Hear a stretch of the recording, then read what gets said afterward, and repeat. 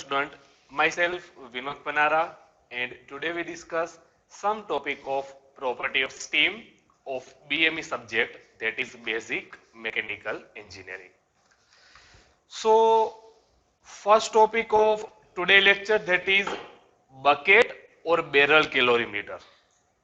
Now in last lecture we already study there are different type of steam, wet steam, dry steam, superheated steam, and we study dryness fraction of steam. So dryness fraction, it is denoted by X, and dryness fraction is equal to mass of steam in wet steam to the total mass of wet steam. So to measure dryness fraction, calorimeter is used. So calorimeter that is used to measure dryness fraction of wet steam. What do you mean by wet steam? It is a mixture of steam and water particle. So today we discuss two type of calorimeter one by one. So first one, that is bucket or barrel calorimeter. So in this diagram there is a one main pipeline in which wet steam pass, then there is a control valve which control amount of flow, then there is a one pressure gauge, sampling tube, thermometer, outer vessel, copper calorimeter, wooden block, and weight measuring machine.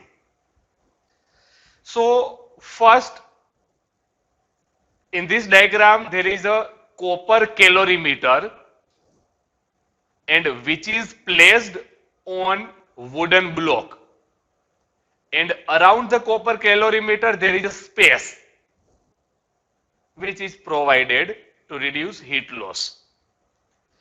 There is a thermometer which measure temperature. It means how temperature of water, how much temperature of water increase. Then there is a pressure gauge which measure pressure of wet steam. There is a one sampling tube in which some amount of wet steam pass, and control valve which control amount of flow. So first one, main steam pipeline. So wet steam, which is mixture of steam and water particle. So wet steam pass in main pipeline, then some amount of wet steam pass in sampling tube. Pressure gauge measure pressure of wet steam. Now this wet steam pass in sampling tube, and it is open in copper calorimeter and mix with water. So steam condense and temperature of water increase, which is measured by thermometer, and due to condensation of steam in water, mass of water that is also increase, which is measured by weight measuring machine.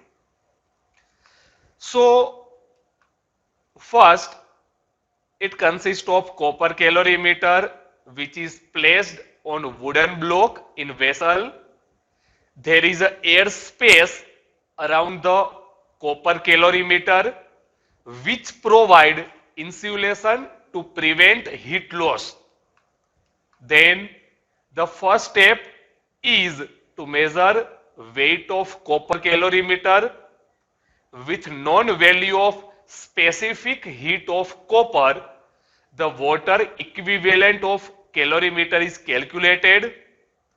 The necessary amount of water is taken into calorimeter, and initial temperature of water is measured by thermometer. Then wet steam which is passed in main pipeline and some amount of wet steam pass in sampling tube. Then this wet steam that is come in contact with water and condense in water. So temperature of water increase, which is measured by thermometer. Then due to condensation of steam, mass of water also increase, which is measured by weight measuring machine. Then there is a one equation: heat lost by steam is equal to heat gained by water and copper calorimeter. So heat lost by steam is equal to heat gained by water and copper calorimeter. Now formula: heat lost by steam, which is equal to ms, mass of steam, then HF1 plus X HFG1. This is formula of enthalpy of wet steam. HF1 plus X HFG1. This is formula of enthalpy of wet steam minus HF2. It means after condensation of wet steam in water, it is converted into water. So enthalpy of water after condensation, that is HF2. So we have to minus enthalpy of wet steam minus enthalpy of condensed water. Then it is equal to heat gained by calorimeter, that is M calorimeter, Cp calorimeter, T2 minus T1, T2 final temperature, T1 initial temperature, Cp that is specific heat of calorimeter, and heat gained by water, which is equal to MW CPW T2 minus T1. What do you mean by CPW? Specific heat of water, that is 4.186 kilojoule per kg Kelvin. So by putting this equation and putting all the value, necessary value from the steam table and all other value, we get value of X. And what do you mean by X? Dryness fraction of wet steam. So by this equation in this calorimeter, we get value of X. Then M calorimeter, Cp calorimeter plus MW CPW and in bracket T2 minus T1, T2 minus T1 we have to take in common. Then there is a limitation of this calorimeter. This method is not accurate. And second, accuracy decrease as temperature difference increase, because loss are more at higher temperature difference. So there is a two limitation of this calorimeter. So this is first calorimeter, bucket calorimeter or barrel calorimeter. Now second one, that is throttling calorimeter. So in throttling calorimeter, main component, main pipeline, sampling tube, pressure gauge, throttle valve, thermometer, manometer, etc. So first, wet steam pass in main pipeline. Wet steam, it is a mixture of steam and water. Then some amount of wet steam pass in sampling tube. Pressure gauge measure pressure of wet steam. So at point 1 there is a wet steam of pressure P1. Then this steam pass in throttle valve.